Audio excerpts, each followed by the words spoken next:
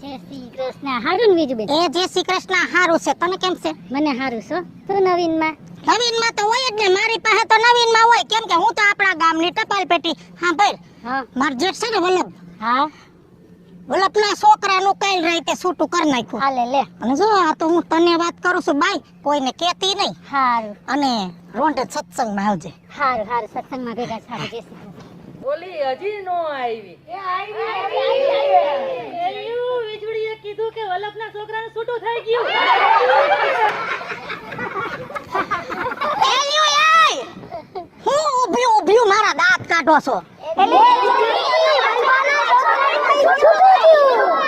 અરે બાઈ, આ તો મેં જ બધુંને કીધું કે વલ્લભના છોકરાનું છૂટું થઈ ગયું. પાછું મેં જ કીધું, કોઈને કહેતી નહીં.